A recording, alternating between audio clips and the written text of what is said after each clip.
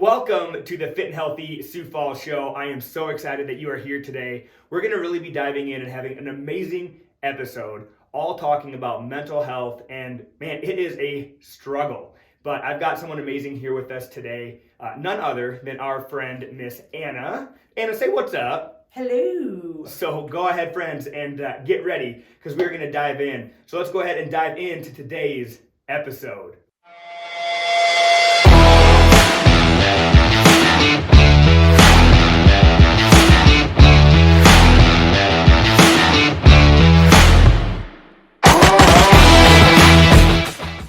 All right, Anna, so good to have you here. Thank you. Man, so first off, how long have you been a client at Fit Body? I'm going on 4 years now. 4 years. So we've been through ups, we've been through downs, we've been through it together. Yes. And really, when we started launching this podcast, we've now been doing that health highlight with Midco. One of the things was we want to figure out, man, May is actually Mental Health Awareness Month. And so the world that we live in, and especially going through COVID, what we've all went through, mental health is like a huge struggle right now. And I know that you've got a lot going on in your personal life, and you've been so kind to open up and kind of peel back the curtain to someone that is dealing with a lot. And really, we're going to get into that. Before we get into that, I just want to let our audience know.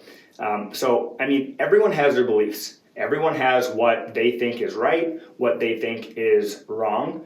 Many people know, like my foundation, like strong Christ follower, strong Christian. And the thing of it is whatever your beliefs are, whatever your faith is, there's love that needs to be given.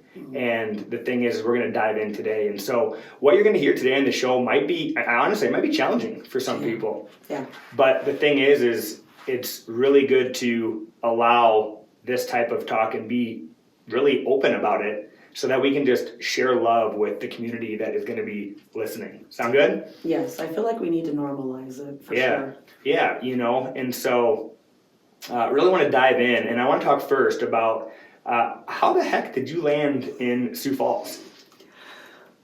Well, that's a heavy story, so I'll cut it short. Sure. Some things happened to my children. I was in Arizona. Okay. I ended up leaving the father of my children I was married to for abuse. Okay. Not only on myself, but on my youngest child. Oh, wow. When they were 8.5 months old. Mm. And what got me abused was sticking up for my child. When I saw them abusing my child, I got into my ex-husband's face. I took my kids the next day after the abuse, and I was gone for 2 weeks, but then some more abuse happened by their paternal grandparents. Wow. Yeah, sexual abuse. So I was having anxiety attacks whenever I would see the man around. Yes, I pressed charges. He did end up going to prison, but I just couldn't be in Arizona anymore because their grandmother was defending her husband against his actions, and it was verified he did what he did. Oh, wow. So we moved out here where I had family to start a new life. I needed something different, something more organic, I guess. Yeah. And it just helped that I knew someone here. So I've been out here for 13 years now. Wow. That right there is just already a start of a whirlwind to go through, and I can't even imagine. So you uprooted your family. Were you born and raised in Arizona? No, I was born in Georgia. Okay. This is another thing. When my mom was fighting for custody of me, I was in a foster home for a while with my other sister in Georgia, and her and my stepdad finally got custody back, so he was in Arizona, and that's where I relocated to. Okay. Wow. So yeah, there's been multiple events. And you have, at the time when you moved, you have 2 children. Yeah, I still, just the 2. Yep. And those 2 children have the same biological father. Yes. Okay. And so when you moved to Sioux Falls, what year was it roughly? 2010, May of 2010. Okay. So you've been here for 14, going on almost 14 years. Yeah. Yeah. Okay. And so when when did you really realize, so like you were dealing with mental issues just from finding out what happened to your children. Yes. What was the first sign of mental issues that like you experienced? It was a lot of hurt for myself, guilt, a lot of guilt feelings, like I could have prevented this. I put my children in harm's way. Yeah. How could I not have noticed that this guy was a pedophile? All kinds of things going through my head, and it was just a lot of very harming self-talk. I mean, it didn't help. My upbringing also was negative self-talk negative talk to me by the people that were supposed to love me, my parents. Yeah. And if it wasn't the negative talk, it was physical abuse. Yeah. Sexual abuse by my paternal father, physical abuse and verbal abuse by yes, to me. So you were sexually abused Yes, as well? When I was little, yeah. Oh my, do you know the age roughly? It was probably 3 or 4, same age as my daughter. I've never, thank goodness, I personally have never been through that type of trauma, but I've heard that people can almost compartmentalize and then like try to block it out. Yeah. Did you experience that? Yes, Okay. I only remembered it. I was going through like a 12-step program when my then roommate was born again Christian. Yeah. So I was going through a 12-step program, and I started having nightmares that were bringing out these memories of what happened to me when I was little. Yeah. Which verified that I was sexually abused, because my mom, in my dream, said, he just wants one more time with you. Oh, wow. Yeah, and I was 18 at the time, and I freaked out, and I just saw different, synopsis or scenarios of things that had happened to me. Yeah. That I had totally blocked out. Mm-hmm. And my mom's in denial, so that's in the past. We just gotta forget about the past. Yeah. We're not gonna talk about it. So it was basically try to get over the past by not talking about it. Yes. Don't deal with it. And I feel like for everyone that's watching and listening, like when it comes to mental health, I do feel like one of the big reasons that mental health is so tough is that we do that. We try to stuff any negative thing that has happened to us in our life. We try to stuff it down. And we think that if we can just push it down inside of us and forget about it, that somehow miraculously it's going to disappear. Yeah. And the hard and honest truth is that isn't the case. It festers and it bubbles. Yeah. And so you have to be able to talk about it. Have you been through any type of like counseling with that at all? Or I've been through several counselors in the past. Yeah. Yeah. And here's the thing, like that's another thing too. So many people should have a counselor, but again, for some reason, the world seems to make an outside person feel that if you have a counselor, you're messed up, there's something wrong with you, and you're not okay. Yeah. And the funny thing is, I don't know if it's a funny thing, but the truth is actually right now, I'm seeing a counselor. And I see my counselor once a week. I actually have a meeting right now, shooting this episode, it's a Wednesday. I have a meeting on a Thursday with my counselor, and we meet every week because life is difficult. Yes. Yeah. And I'm not ashamed to meet with my counselor, and I really don't feel that our audience should be ashamed either. What did going through counseling do for you? Well, it basically taught me that it's okay to be open about it. It's okay to talk about it. Yeah. And for me, my approach is I talk about it, I'm open about it, ask me any questions, I'll have a conversation with you, because I'm hoping that my challenges or, things that have happened to me in my life could possibly educate someone else. Yeah. Or make someone else feel not alone. Yeah. So yeah, because that's another thing too, is a lot of mental health battles are because you feel alone. Yep. Right? You feel isolated. You feel that whatever's going on in your life, whatever you've been through, no one else has ever been through that. Right? Right, and because everyone puts on that happy face, that Facebook face that I call it, where everything's happy-go-lucky when inside they could be like totally falling apart. Yeah. And I'm one of those welcoming, let's just talk about it, let's talk through it. I would rather you do that than feel alone. Yeah. Or feel like you need to just end everything. So let's kind of dive into that a little bit. How in the world can a person know, and maybe you don't know, but let's just discuss it a bit. How can a person know who is someone they can have a real conversation with against someone that that's just going to be surface level conversations? Like how do you find that? Well, okay, so some people don't believe in this, but I consider myself an empath. So Okay. I've actually many of times just had random conversations with people in the grocery store because they walk up to me and whatever, we're like looking at the same thing or something, and then all of a sudden they just start telling me their life story. And even my husband's like, people are always talking to you. I go, they just feel comfortable doing so. Sure. You know, and I feel like it's how people display themselves. Sure. You know what I mean? Sure. You can either have an approach with like a big wall, Yeah. or you can be more welcoming. And it's the little things. It's your body, you know, body language and stuff like that. I think a big first step to that is like when you have a counselor or a therapist, you can then experience that first, being able to open up and tell your story, because obviously Right. you're paying that person to Right. be there for you and to help you through the situation. And that kind of then leads to, well, I've told my story once, I've opened up about it, that now builds confidence that I can maybe open up and tell it again. Right. Something I want to go back on, and a little bit ago, you said my roommate was a born again Christian, and you said that. I want to pick that apart because I'll tell you why. I want to hear it. Okay, so I've had issues with religion my whole life because of the way I've been treated in the name of religion. Sure. My roommate at that time had a 3-year-old son. I was paying $150 to live in her house a month. She would come into my room at night and pray over my stuff, saying that the devil was inhabiting my things. Sure.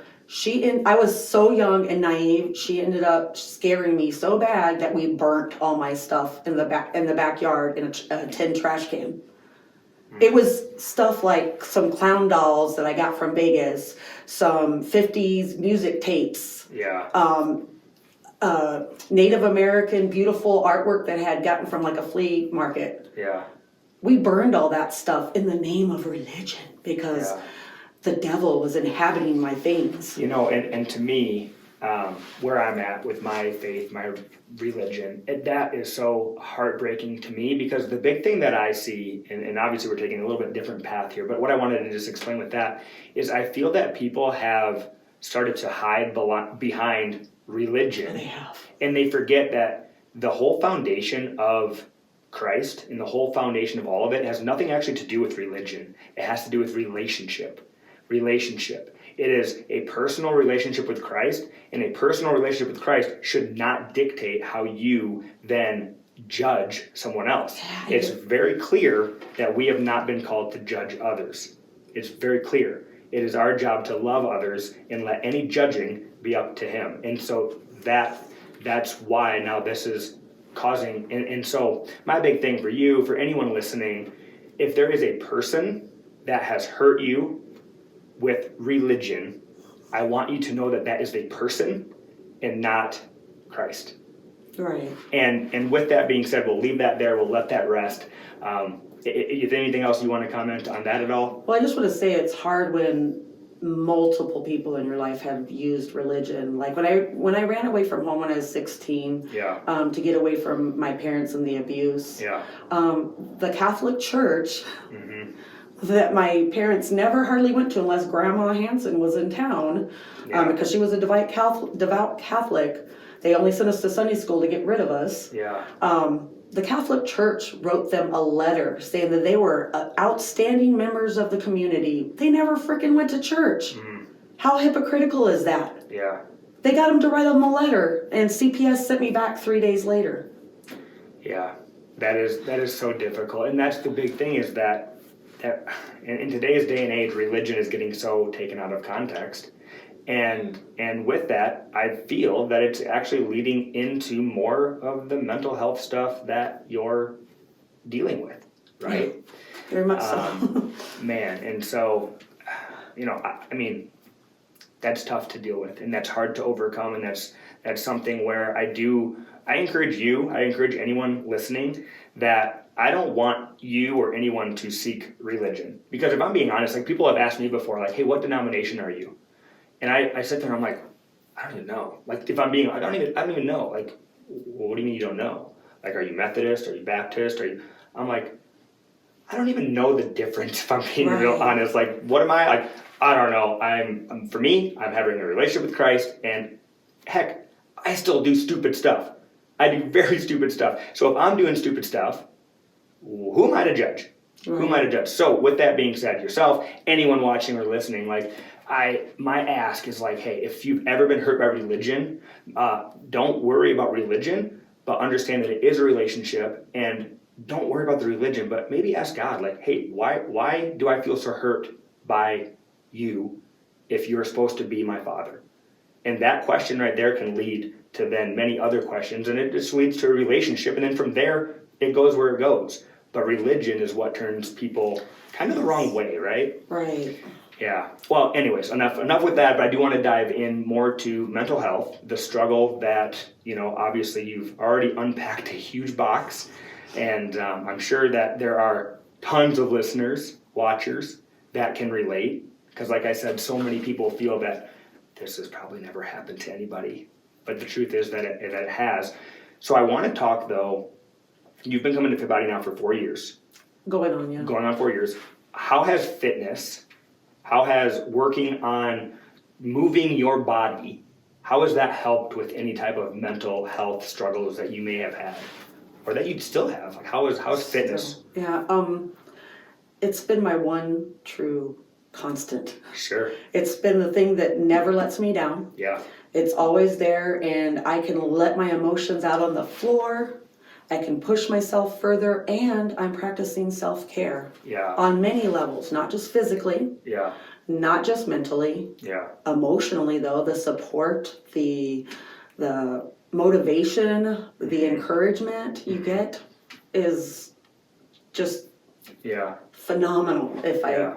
So I think one thing about it is, especially when it comes to Fit Body, you get a room full of people, and there are all different beliefs, there are all different backgrounds, there are all different stories, there are all different traumas that all these people have went through, but for 30 minutes, you just focus on being the best possible you. Yeah. And you put all that to rest, right? Mm-hmm. Yes. So how could someone, because obviously not everybody that watches this, maybe they can't afford Fit Body, maybe they don't live by Fit Body, whatever. So how, do you think that fitness in general helps with that? Very much so. Okay. Very much so. Fitness, you get a good workout in, like I said, you can leave it all on the floor, wherever you're at.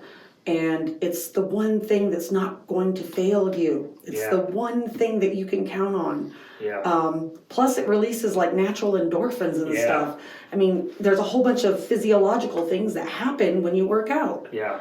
And it's very medicating in a more organic way. Yeah. Yeah. So with fitness, like when you're doing that, when you're working out, when you're putting your effort into a physical activity that's moving your body, are you even able to think about whatever mental struggles that you're dealing with? Sometimes they do come out, and I've actually cried during a workout. Okay. Not like ugly cry, but sure. Like tears strolling down my face because there's frustration or there's hurt or there's anger, and then I notice myself amp up and push myself further. So you go harder. I go harder. Yeah. I go harder, and that's what I mean by leaving it all on the floor. Yeah. I go harder, and I'm like, screw it out. Yeah. You know, and I'm like, you just let it out. Yes. Yeah. That's why I say it's the one thing that never lets you down. Yeah, it's always there. Yes. And the thing of it is that if you're not doing that physical activity, those feelings still pop up throughout a day, throughout your life. And the feeling of, it's anger, right? It's a feeling of anger. And if you don't have a physical outlet, how do you let it out? So like, what are some ways that when you build that physical anger up before you got into like a fitness routine, what are some ways that you would let it out? Not healthy coping mechanisms, but like I'm an emotional eater, Okay. which is kind of self-sabotage. It's self-sabotage, basically. And it's something that my mother taught me growing up. Let's emotionally eat our feelings. Sure. So that's something I battle with on a daily basis. Yeah. Can that be something just from whatever happens in the day can trigger then emotional eating? Yes. So let's try to dig into that a little bit. Why would a person emotionally eat? So what do you feel happens when you start overindulging in food? For that split second, there's gratification that comes from it. Like, depending on, like I get my coffee, my blended coffee, and I always say for 15 minutes I feel sane. And it's because that coffee has sugars and it has stuff in it that is manufactured to release, again, hormones. Yes. So you said that fitness releases feel-good hormones. But it's natural. It's natural and it's good for you. Yes. But when you add sugars or salts or stuff like that, it also releases those feel-good hormones, but it's not good for you. Right. I don't know if this is a commonly known thing or not, but I don't even remember who I was talking with. But Doritos, they actually have people on their team, on their board, that all they do, they're scientists, and all they do is figure out how when that chip hits your tongue, how can it release more feel-good endorphins to make sure that you go and grab another one. And another one. But that's their whole job. Yeah. Their whole job is just like, if we add just this chemical, right, it's a chemical, to the food, it will then release this endorphin. And so what you're saying is that is a common way that you used to, and sometimes even struggle with still dealing with it. But fitness, it will also release those feel-good hormones, those feel-good endorphins, and that also pushes you to let it out. Yes. So, okay, so let's say you walk in to do a workout. You're dealing with some mental health struggles, and then you work out. How do you feel leaving that workout? I feel like I can conquer my day. Yeah. Like I've just set the bar high, and there's nowhere to go. I don't like that saying, nowhere to go but down from here. No. Once you set that bar in an emotional positive way, you can only go up from there. And I feel it when I don't come work out. I feel the difference. I haven't set the stage for the day. Yeah. When I don't work out. And that happened to me on Monday. Oh. Yeah, because I overslept. I'm a snooze button person. I usually hit snooze. Well, I think I hit stop, and then I woke up and it was already too late to be here on time. Yeah. So my day was completely different. It seriously sets the tone. Sure. It does. Sure. Yeah. So definitely health, fitness. And I know that you have, like you said, you have 2 children, Willow and Jade. And we were talking before the show, just a lot of mental health battles that they struggle. Yes. Jade, in fact, has done our workouts and has embarked on her own health and fitness journey. What have you seen a difference in Jade when she's working out versus when she's not working out? See, because of her mental health struggles, and her being young, she's going to be 20 soon. Yeah. She's not invested. Yeah. Like I am. Okay. Like we're completely opposites, and Jade is almost 20, but because of everything that's happened to her, she's more developmentally like a 10, 11-year-old. Oh, okay. Yeah, and she's actually quitting the gym. Yeah, she's given her notice because she doesn't want to get up at 5 a.m. and that's a teenager for you. Yeah. But mentally, she's not coping correctly. She's not. She didn't utilize the gym the way she should. So I kind of feel like maybe what we're talking about here is like she was doing it because mom thought it would be good for her, and maybe isn't doing it for herself. And so I want to just take this little nugget away for the people watching and listening.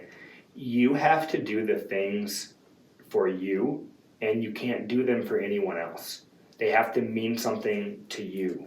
Well, what I was going to say is that I felt like after a while, I felt like I was the mom that was forcing my kid to work out. Yeah. So I just gave her an ultimatum and I said, Jade, if you are not invested in this, Yeah. if this is not meaning to you what it should, Mm-hmm. don't do it. I'm not going to be mad at you. Yeah.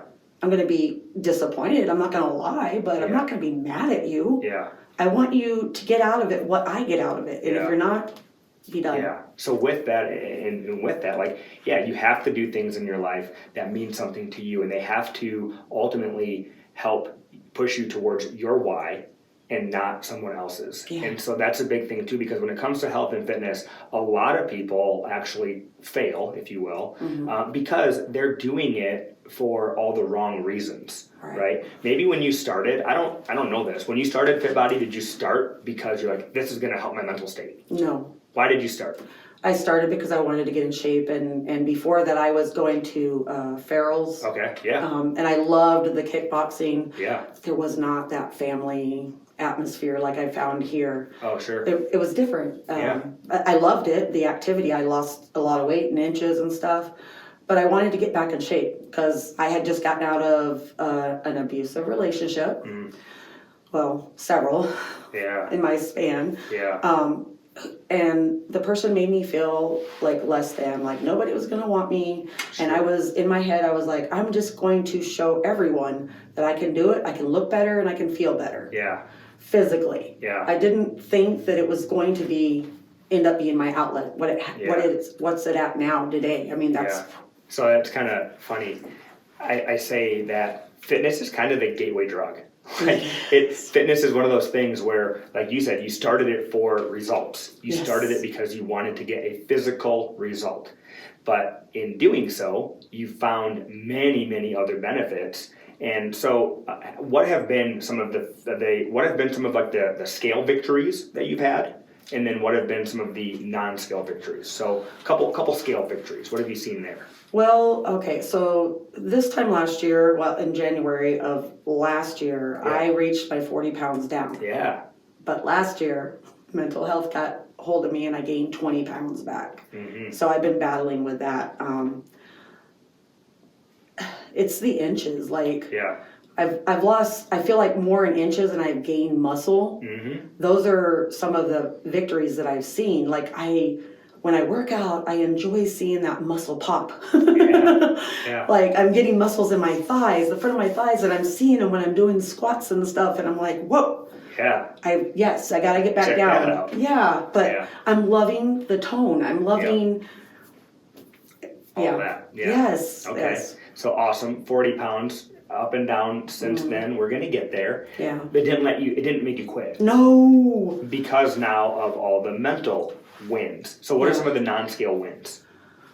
You mean like mental health? Yeah, mental health or like physically not have anything to do with the scale. What else? Well, okay, so my child has been going through a lot the last 3 to 5 years, like with major mental health issues. We're at 15 suicide attempts. Oh my. 2 of them were near fatal. I watched my child almost die in the hospital. Can I ask how old this child is? Now 17. When all this started, they've been struggling since probably the age of 12. But I found out about it during COVID. Yeah. We were quarantined with COVID in November of 2020. I couldn't go to the gym. Me and my husband were quarantined in the house with my 2 children. Yeah. And that's when they told me everything. They had, not too far from that time when they divulged all this, they had attempted cutting.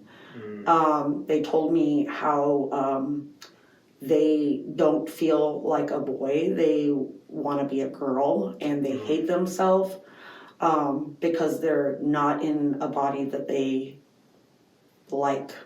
Yeah. So things just got worse from there. And that January, after the COVID incident, in January, my child attempted suicide with one of their medications, clonidine.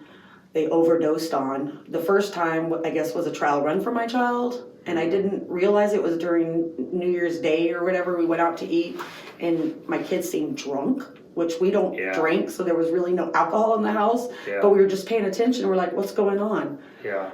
not even 2 weeks later, we're in the hospital and my kid's almost dying because they overdosed on a whole bottle of clonidine. Oh my. And when I say a whole bottle, I had mixed, because I had some excess left in one, so my kid took about 80 pills. Oh my goodness. Yeah. What's a dose? I don't know, like 0.5 milligrams or something like that. Like one pill, I mean, though? Yeah. Is it like one pill? Yeah. So when your They child's supposed to take it, they should take one pill. Yeah. They took 80. 80. Oh my goodness. Yeah. Instantly to the hospital? When you found out? The school called me. Oh my. I got a call from the school that your kid's fallen asleep, they can't walk, they can't talk, they're in and out of consciousness. And so I rushed there, got my child. I called 911, I told them what was going on, and at this time my kid had passed out and was just laying with their neck like up and not moving or nothing. And they're like, stay at your driveway, we're sending an ambulance right now. Yeah. So the ambulance took us from there, and I had to watch my child get pumped with Narcan and all kinds of stuff, and they called poison control, and my kid's heart rate dropped to like really low. So this was the near fatal. This was one of them. Oh wow. Yeah, there was another one about a month later. Same medicine, I didn't have it locked up adequately. Lesson learned. So dealing with your children's mental health, you also have your own mental health battles. Would you say that being able to stay active and really work through fitness to like keep your mental demons at bay is able to allow you then to show up and be there for your children's mental battles? On so many levels, if I didn't have Fit Body, I honestly don't know if I would be here today. I really don't. Because how hard is it for a parent to watch their child go through that? And having, I mean, I'm a suicide survivor I had 4 attempts from the ages of 12 to 20. So that was like a trigger for me. Not only did I feel helpless again, I was right back where I was when I found out the kids were being molested. I felt like it was my fault. I couldn't do anything to fix the problem. And the world isn't going to suddenly become nice for my kids. So I knew this. I know that I can't make the world a nice place. All those things, if I didn't have Fit Body as an outlet, I don't think I would have survived. I really don't. I mean, that means more to obviously me. I mean, I started Fit Body in 2015 with I had no know-how to run a business, Hannah. I had no idea of what we were doing. I just knew that people needed help. People needed fitness. And I tell you what, we're running up on time here. We could talk, I think, for hours. Yeah. But I do want to make sure that we really finish on a high note and finish on a note that can leave our listeners, our viewers, with some really big takeaways from today. And I think one of them, what you just said right now, is you said, I can't count on the world becoming nice for my children. And so with that being said, watching, listening, as you go throughout your day today, be kind. Be kind, because you don't know what's going on with the person that you're going to come to next. But what we have control over is being kind, right? Yes. Right? And also too, I know and I thank you, I absolutely love it. You give Fit Body a lot of accolades for helping you be where you're at today. But do you feel though that just fitness in general, whether it's Fit Body or just finding somewhere where someone can let that be their focus, like will that also work? Yes. Yeah. Find your outlet. Yeah. Healthy outlet. Find what makes you happy. Your little happy snacks, so to speak, I've heard people say. Find what drives you and focus on that. Yeah. Let that be your outlet rather than the unhealthy stuff. The unhealthy stuff. Yeah. Because truly, those happy endorphins are going to come. And so you mentioned like when you do snack on unhealthy stuff. It leaves a happy endorphin for a very short amount of time. Does deeper depression kick in like after that though? Like once that endorphin runs off, like now are you also upset? Not only about what you were upset about before, but now you're upset that you ate all this stuff that pushed you in the wrong direction. Well, I mean, to be honest, the negative self-talk starts in, and then I real quick, because I analyze everything I do. I analyze myself. So real quick, I flip the script. Flip the script and I turn it into positive. Yeah. That's what I have to do. So that's what our friends watching and listening can do as well. Yes. Is focus on their self-talk. Yes. And one thing I say is like having a thought pop in your mind, you can't always control that. No. But you can control what you do with that thought and what action you take from that thought. Right? Like if I have negative thoughts pop in my head, and yes, of course, I'm human. Many times I make the wrong decision. Many times I do. Yeah. But the goal should be how often can I recognize the thought, understand that it's there, understand that it doesn't have a place to live there, Right. and then replace it with your own positive thought. Do you ever find yourself like talking out loud to yourself? Oh yeah, all the time. Yeah. All the time. Yeah. I do that. And I do as well. Sometimes what you have to do is you have to recognize that thought popped in your head, recognize that thought doesn't belong there, and then you have to replace it with a positive thought, like positive self-talk. And a lot of times, like saying it out loud, it then helps your ears hear it, which then helps your mind believe it. And if your mind believes it, now you're in that trajectory. Right. I mean, people don't realize how much effect our thoughts can have on us. And if you just, in your head, like I say one simple thing, flip the script. I just tell myself, flip the script. I love it. And I immediately go into that mode of flipping the script. Yeah. One thing I love, a mentor of mine, Bedros, who actually started Fit Body, he always says that you are the author of your own story. Yes. You are the author of your own story. You hold the pen. Mm-hmm. And so you need to start writing your own story. Quit allowing those negative thoughts to pop into your head. Quit allowing that negative self-talk to drive you. Yeah. And I really think that for you, like I've seen you work out. Like when you work out, next thing you know, it's like, hey Anna, we're supposed to be doing like jumping jacks, and you're over there dancing. But that is the thing. That's that happy endorphin coming out in you. It's like, you know what? I don't care what's going on in life right now. There's a song that just came on. I'm feeling it. I'm digging it. And they're doing jumping jacks. I'm doing this. And you're dancing. And that's that positive, happy self. I love it. How can a person get started with their health and fitness journey from your viewpoint? Like, what would you recommend to our listeners, our viewers, to get started in a health and fitness journey?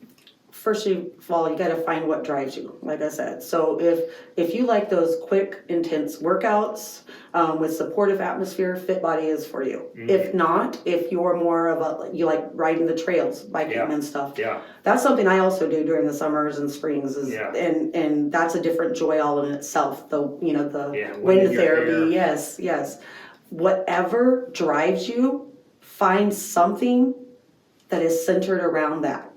And don't let it go. Just go with it because it's going to be your best friend. Yeah, I love that. So basically, just start. Just start. You just got to start. Find something you enjoy. Walk in the door or do whatever you're going to do. If you're going to ride that bike, do it. Just start. Running. If someone likes running, I don't. Yeah. And that's a big thing. And really, too, that's why I really do say this, and I mean it from the bottom of my heart. Like at Fit Body, like we're not going to be right for everybody. Right. But you don't know that unless you try. And so if you're at all interested in trying, let us know. There's going to be a link in the descriptions, too, where you can grab a free week to check it out. Also, too, though, you guys, there are so many amazing gyms in our town, from cycling to yoga to Pilates to rowing to hot yoga. You name it. They're out there, so just start trying it. Most places will allow a free 1 to 1 week pass. Yes. Take advantage of that and find what's going to work best for you. Second thing I just want to leave our listeners and our viewers with, which we already said, but I just want to leave it with them again because it's so important, is be kind today. You know, one thing I work with our team about a lot is like we truly want Fit Body to be the best 30 minutes of our clients' lives. And I always tell them, I say, guys, what is Fit Body? It's 4 walls and a mat. Like that's what Fit Body is. But outside of those 4 walls, you have no clue what's going on in someone's life. So when you have the opportunity to be there for someone, to make someone smile, do it. Go all in, be nice, make someone smile, and have patience. Yes. Have patience. Anna, this has been absolutely amazing. Just so excited that we were able to really peel back the curtain on mental health. So many people struggle with it. If you're struggling with it today, know that you're not alone. Know that there are people you can reach out to. And just know that, man, there are people that you can turn to help and support you. Move your body today. And do us a huge favor, you guys. Like, subscribe, share, whatever you can do on these podcast things. This is new for me, so I don't know. The sound might be a little better today. Maybe it's not. We're still working on that. But like, share this episode, subscribe how you can, and if there's anywhere that you can comment on this thing, just comment down below some love for Anna for just being willing to peel back that curtain and share her story. Anna, thanks so much for being with us today. Thank you. All right, guys. Hey, we'll catch you on the next episode of the Fit and Healthy Sioux Falls show. Have a great day, you guys. Bye. Bye.